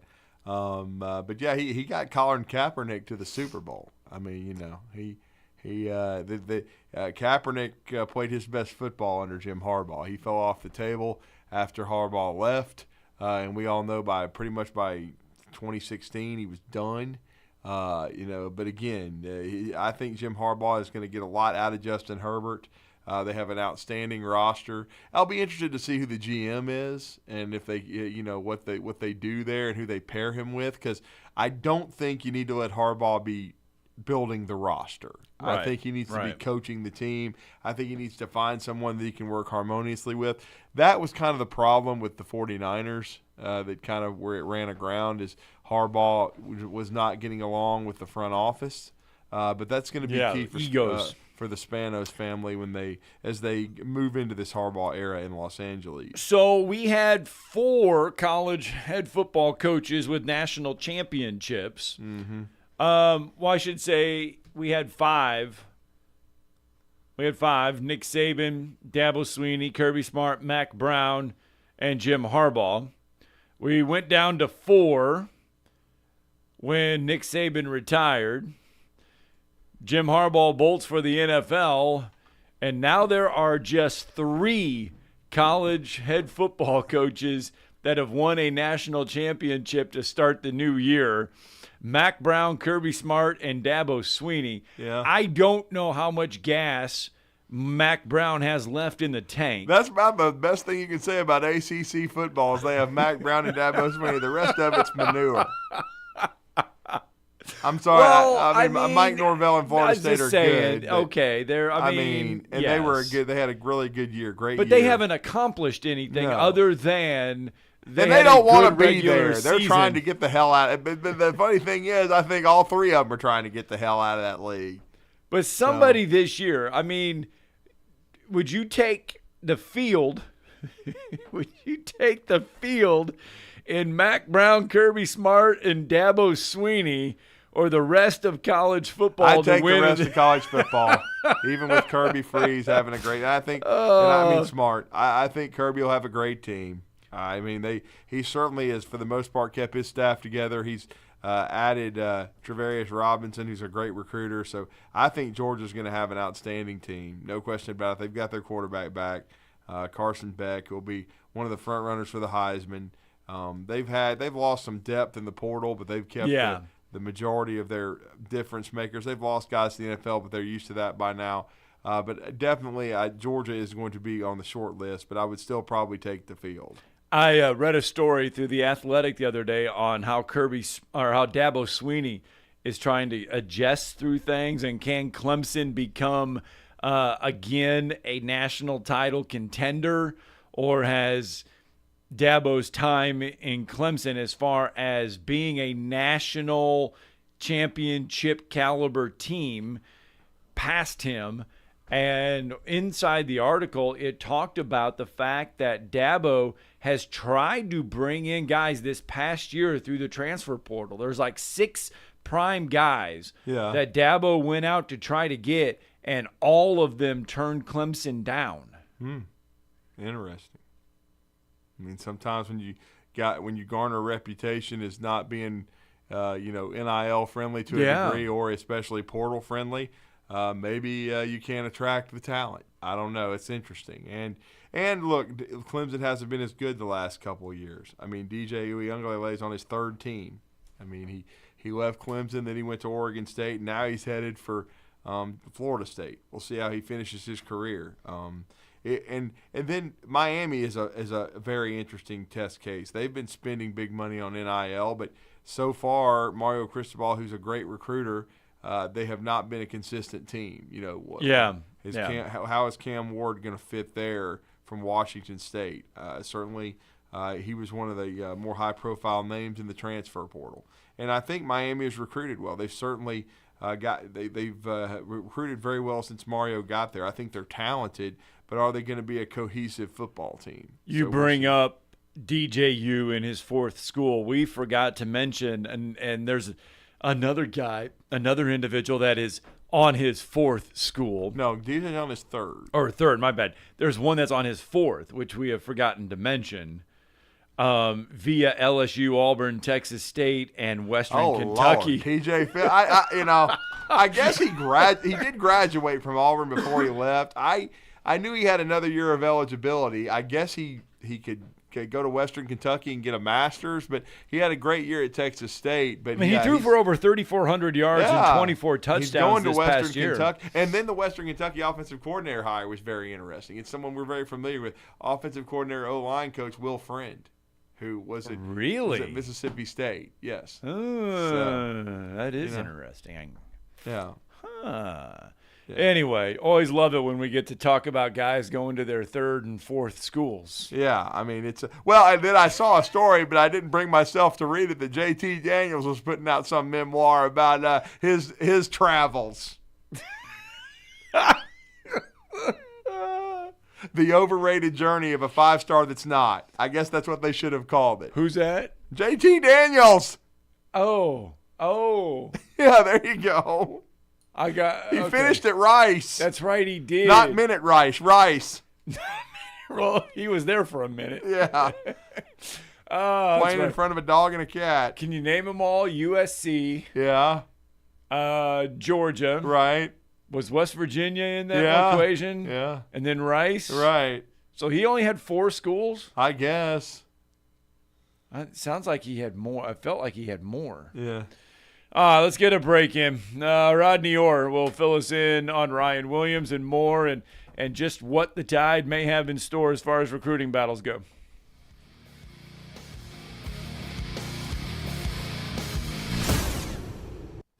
You're listening to Talkin' Ball on 97.7 ESPN The Zone. Got a wreck on the Parkway northbound near Gulf Road. That one may be causing problems for a few minutes. Had one in Decatur, Beltline, and Gordon Terry that was also reported as an injury type. And they report the traffic signal at Franklin and Gates is flashing this morning. You get 2 pieces of hand-breaded juicy tender signature chicken and a buttermilk biscuit for $4.99 at Popeyes. University in Jordan, 72 in Jeff, and North Parkway. Captain Nick in the Popeyes Skywatch Traffic Center. Specializing in simple and affordable rentals, McCurry Van and Car Rental can make sure you have just the right vehicle for your next family vacation, weekend getaway, or if you just need transportation while your vehicle is being repaired. McCurry carries Ford Transit vans and Mercedes Sprinter vans, trucks and work vans, and more. And they offer discounted rental rates for long-term rentals. Now with 4 locations: Athens, Muscle Shoals, Coleman, and Huntsville. Log on McCurryRentals.com to make your reservation now. That's McCurryRentals.com. Normally, when you call a roofing company, all you hear is, you need a new roof. Not when you call Fleming Roofing and Restoration. Since 1965, the folks at Fleming have been focused on what you need, whether it's an easy repair or a full roof replacement, commercial or residential. And when it comes to storm damage, you want Fleming on your side. They know all the ins and outs of insurance claims and will guide you through the entire process. Log on FlemingHSV.com and book your free estimate today. Fleming Roofing and Restoration. We show up. Forgiveness. Wow, what a word. What a gift. All of us have done things in our lives that we regret. All of us have done things that are disobedient. All of us have sinned and fallen short of the glory of God. Thank God for his forgiveness. Thank God that he separates our sins as far as the east is from the west and remembers them no more. Hey, I'm John Dees, pastor of Cross Point Church, smack dab across the street from the YMCA in Madison. Check us out at cpcfamily.org. Great food and the best live entertainment is what it's all about at the Furniture Factory Bar and Grill. Head to downtown Huntsville every Tuesday for karaoke on the only outdoor karaoke stage in North Alabama. Thursday night is the Valley's longest running and biggest bike night. Food and drink specials, giveaways, and live music on the patio. And the Furniture Factory menu is fully loaded with options from steaks to salads, plus a whole lot more. Featuring a weekday happy hour that starts at 3. 619 Meridian Street, downtown Huntsville, and online at FurnitureFactoryBarGrill.com. No representation is made that the quality of the legal services to be performed is greater than the quality of legal services performed by other lawyers. This is Wes Neighbors sitting here with Stan McDonald. Stan, tell everybody why you're the best damn dirt lawyer in North Alabama. Yes, Wes, at Jacob Title and the Stanton Law Firm. You know I'm a dirt lawyer, and a lot of our friends know that, which means we specialize in real estate. Now, if you own real estate or you're buying it or you're selling it, you need to do a closing, but a lot of times there's legal issues associated with that. We're a great group to talk to. My son, Lewis McDonald, heads our commercial closing division, and we approach your real estate needs very seriously. We seek to be the premier real estate closing company in North Alabama, and we do it in such a way it shows that we're experienced, we're for your success. We like to handle your real estate needs the same way Coach Dan Reeves used to say, never let them see you sweat. And that's going to be to your benefit, too, when you visit us at Jacob Title and the Stanton Law Firm. Our website online is jacobtitle.com. There you go. Welcome back. Talking Ball 97.7 ESPN Zone 8:33 Thursday morning. Throughout the show, we have touched on a variety, a smorgasbord of topics, if you will. One of those being the, I guess you could say, announcement, and it wasn't an announcement because he put it on social media, that Ryan Williams has recommitted to the Alabama Crimson Tide and the new staff of Kalen DeBoer and company. Yeah, I mean, it was a huge story yesterday. Almost overshadowed the Iron Bowl of basketball. I don't think it quite did, but it was at least concurrent right there with it. It gave it a little buzz because a lot of people were talking about it going. It gave a lot of people there at the game a little buzz. He recommitted before the game in the 5 o'clock hour. The game was at 6:30. Then he canceled the Auburn visit right after the game as Alabama wins 79-75. So this is a huge win for Kalen DeBoer and this new staff. And we're going to discuss that with our next guest, who since 1996 has covered the Alabama Crimson Tide with TiderInsider.com for a full-time living.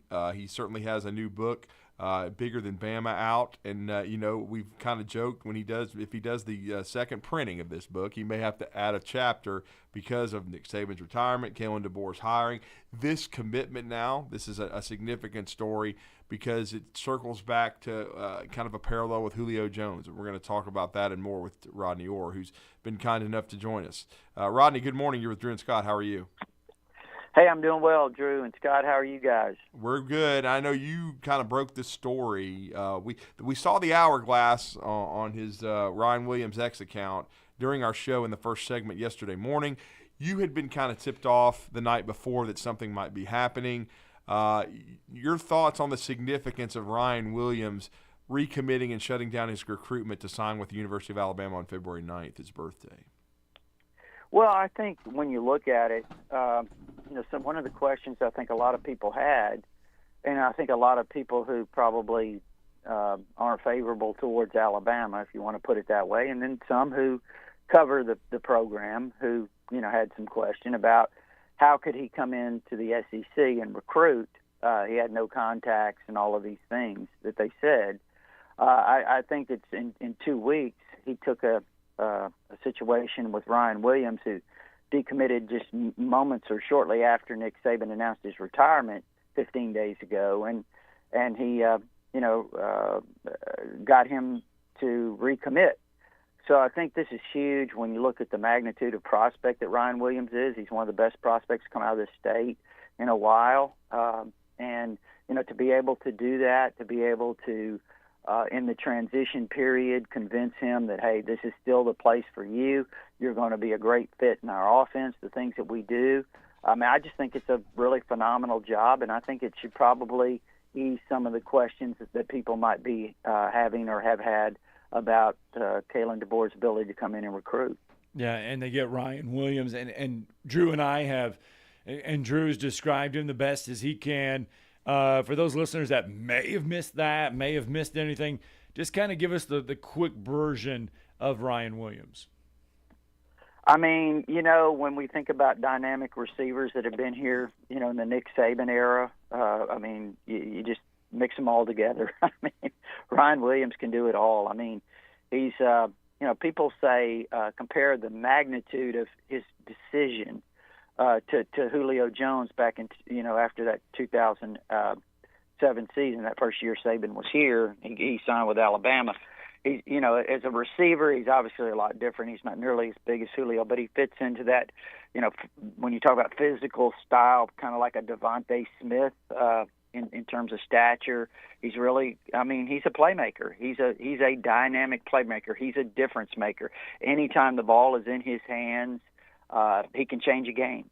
And I think, to be able to get a player of his magnitude is, just not only the things that we just mentioned about easing the questions on DeBoer's recruiting, but just to be able to have a player like that on your team that can be so explosive, it's obviously a huge addition. And Rodney, I even made this statement. Could it be plausible that he's the best player to come out of this state since Julio Jones? I mean, there's been a lot of really good players. There has. Obviously, and I just, again, I don't know. I mean, I don't even know how to really assess that. But I'll say this: just the magnitude of him, his presence, and his as a kind of the aura that's been built around him, the hype, if you want to put it that way, and I think it's justified. I think it's probably as big as anyone that Nick Saban brought here from the state of Alabama. Julio Jones, obviously, and, some of the other great players that they've had that's come out. But, listen, I could say the same thing about, even though he really doesn't have that kind of same build-up, he's got a lot of build-up, is Jalen Mbakwe that's in this class that played a big role in helping Alabama, land Ryan Williams. I think Jalen Mbakwe is, you look at him and you say, wow, I mean, this guy's a phenomenal athlete, And so, it's difficult to make that comment there, I think, or that assessment. Understand. But you know what? He's obviously a high caliber prospect. So they get Ryan Williams, and the excitement is there. What's next now for Kalen DeBoer? What's next on the horizon for him as far as the recruiting goes? Well, I'm going to say something here. There's a player that they might get here pretty soon, Noah Carter, out of Peoria, Arizona. Right. And I'm kind of susceptible when I see an athlete on film. I love athleticism, and when I see it, sometimes you jump to a conclusion. But I'm telling you, this guy jumps off the tape to me. He's an outside linebacker. He signed with Washington in December. He was a 4-star rated player. I have no reservations about saying he's a 5-star athlete. No reservations. And you watch his tape, athletically, as an outside backer, wide receiver.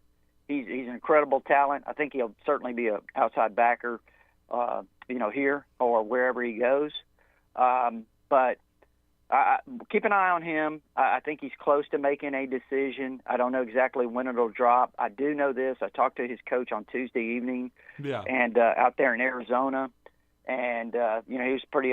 He just said, "Listen, I don't really get into what the decision-making process is, but I can tell you this: 2 things." He said Washington sent 3 coaches here today to try to keep him, the new Washington staff, and he said. We'll see what happens there. He said, but I can tell you this. He was really excited about that Alabama visit before he went. He was really excited about it when he got back. And he said, so we'll see what happens. But just remember that name if some of your listeners haven't heard of Noah Carter. I think he's a guy that, to me, he would be a high quality addition to this recruiting class that they have. Yeah, and they still have QB Reese committed. I know his mother has been quoted as saying that he's going to enroll in June. So he's another kid that could sign, in February coming up, this first Wednesday in February. And then we still have Jabbar Muhammad. We don't know. I think as far as we know, he's going to make this Oregon visit, Rodney, but he has not made a public decision. Right. Yeah, and first of all, QB Reese, that's a great kid. I mean, his dad played at Auburn, Quentin Reese. That's right. Yes. And, QB, I've talked to him, his mother. I mean, just a high-quality family. I mean, I'm telling you, this is a really smart kid.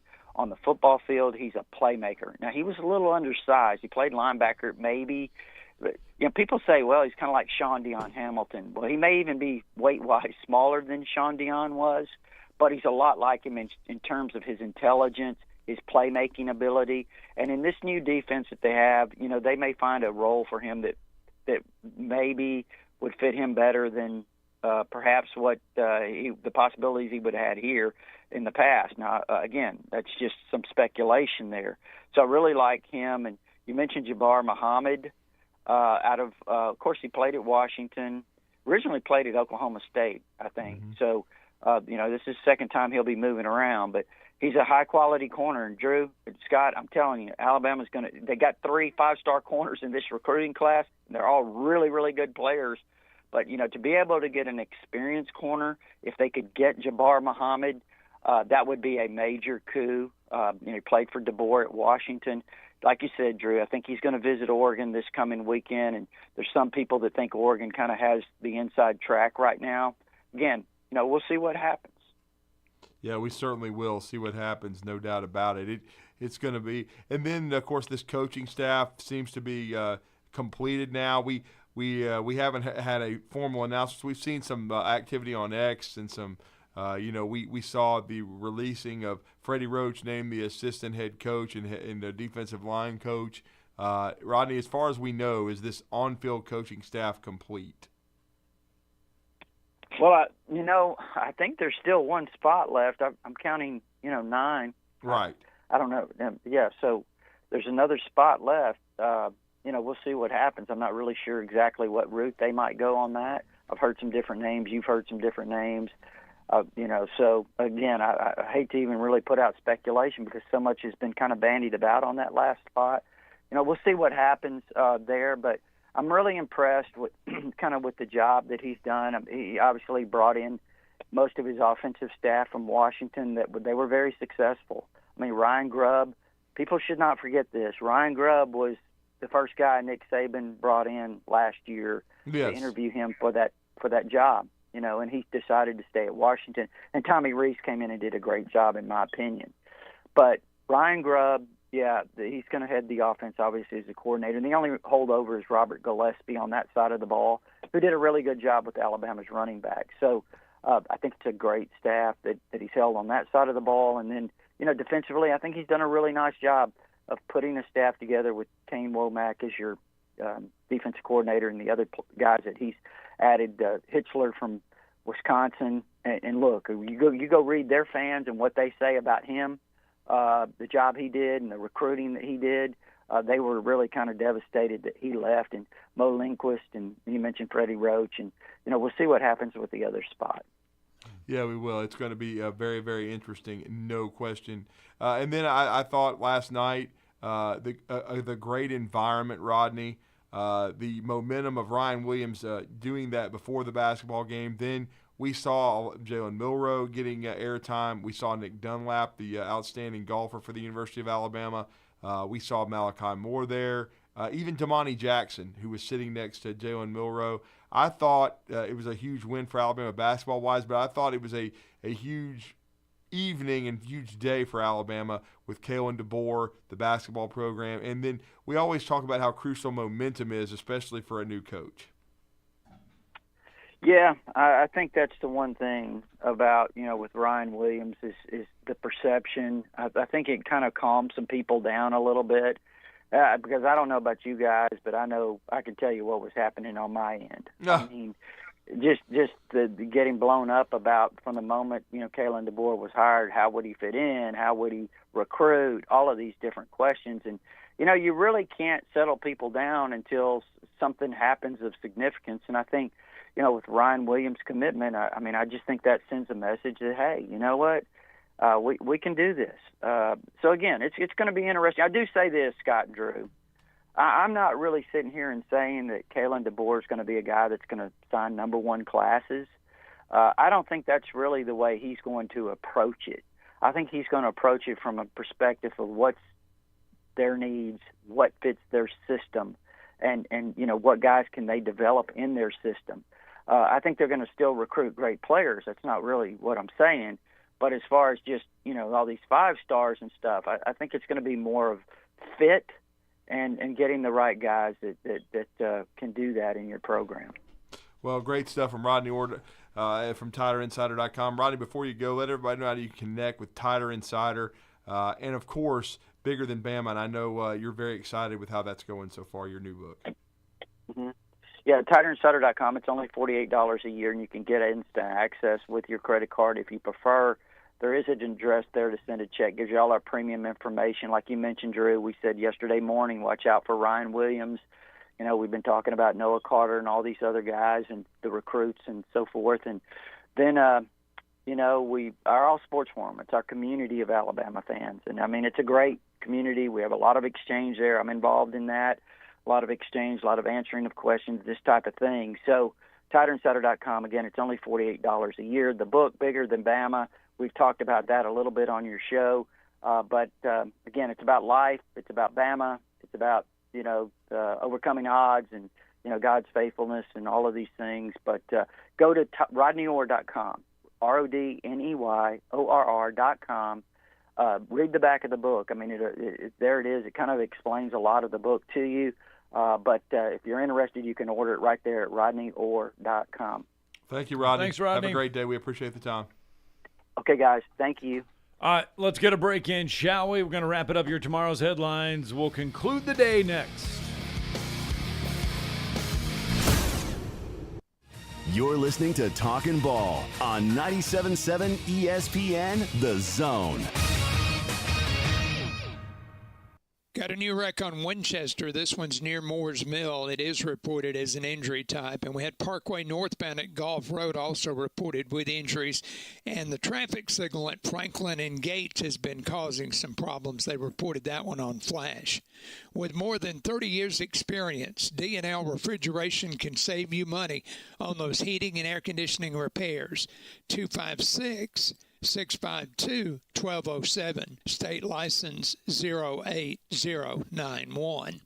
Captain Nick in the North Parkway Popeyes Skywatch Traffic Center. Tom Luganbill here for my friends at Woody Anderson Ford. Bobby White and his team take great pride in their service department, and you can see it the moment you walk into those beautiful new service lanes. And just like a championship team, they all work together to make sure your experience is second to none, whether you drive a Ford or not. Also, check out the gold-certified pre-owned inventory at Woody Anderson Ford for great deals every day. Stop by and see them at Jordan and Sparkman or at Woody Anderson of Madison on Hughes Road, or visit WoodyAndersonFord.com. Wendy's new breakfast 2 for $3 Biggie Bundles let you create your own delicious combo. Choose from a sausage biscuit, egg and cheese biscuit, small seasoned potatoes, and a medium hot coffee. But it's obvious which combo's the best. Sausage biscuit and small seasoned potatoes. Well, maybe it's the fresh cracked egg and cheese biscuit with a medium hot coffee. Or 2 savory sausage biscuits.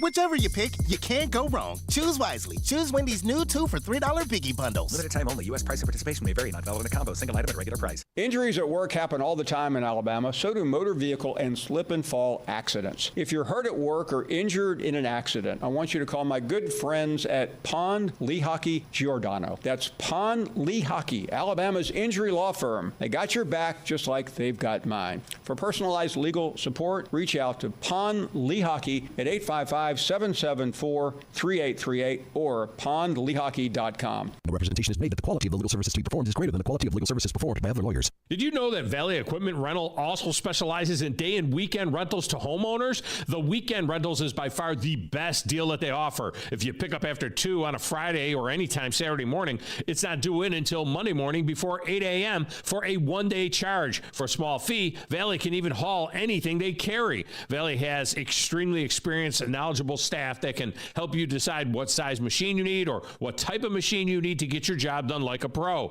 They have all the big items that the contractors need for their jobs, but they also carry the small tools that can help you with your DIY project. More importantly, Valley is locally owned and operated, which means when you have an issue, you can get someone on it right away, right here in the Valley. Heck, ask for Ross Roberts, the owner, if you like. Try calling one of the big box national outlets and ask for the owner. That's if you can even get through the automation. Buy local. Buy Valley Equipment Rental. Valley Equipment Rental has 2 locations, one on the North and South Parkway. Learn more at valleyequipmentrents.com. This segment of Talkin' Ball is brought to you by University Kia, the #1 volume Kia dealer in the state of Alabama. Located online at universitykia.com.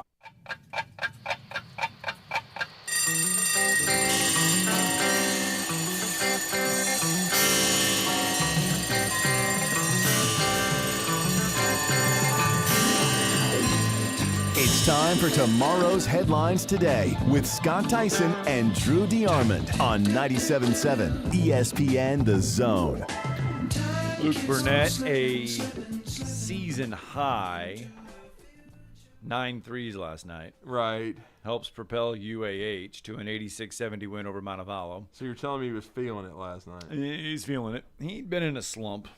Yeah. UAH now 11-3 overall. It was really good to see the entire coaching staff from Montevallo and see those guys, Anthony Kamara. It was good to see them. Always hate that you've got to face people that you like and you know very well. But it was good to make down there. The trip to Montevallo was awful. But it was fine. I mean, when it takes you a little over 3 hours to get there because of traffic and everything, it was miserable. But the I women, can tell you that. I went through part of it. The women get a win as well last night. And Mary Elizabeth Latch, congratulations to you. Andrea Lemon, under the weather, was not on the bench last night. So Mary Elizabeth Latch gets the win. And I guess you could say an interim basis, not even an interim basis, but just a fill-in basis. So she is 1-0 all-time as acting head coach there. But there you go. UAH gets a pair of wins last night on the road. Now the challenge gets tough. These 2 games, Monday and Wednesday, were the winnable ball games.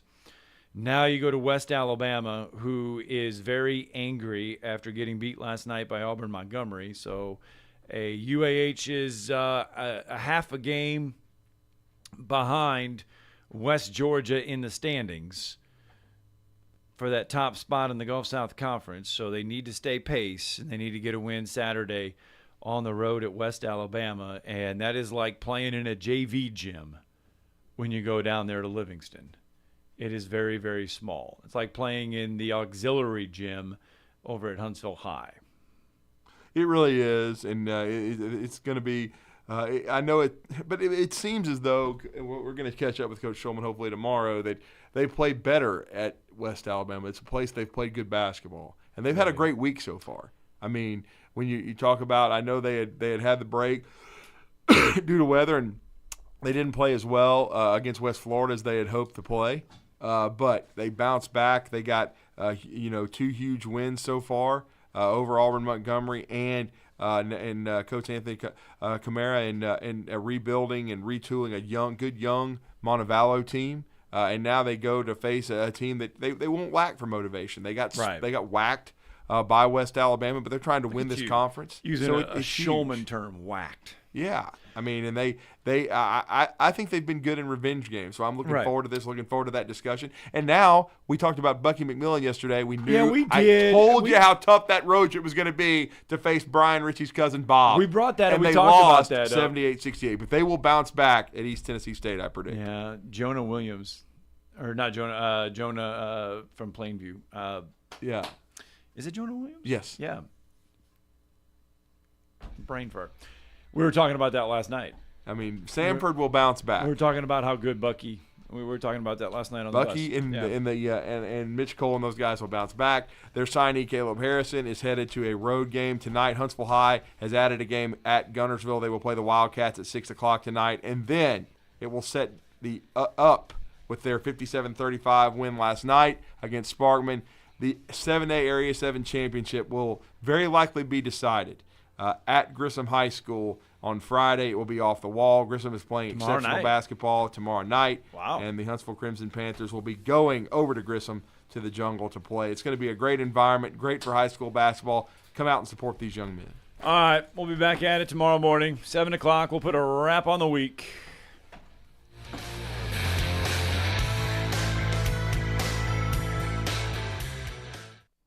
Hey folks, this is Arthur Seaton, managing partner at University Kia, proudly saying Roll Tide and War Eagle.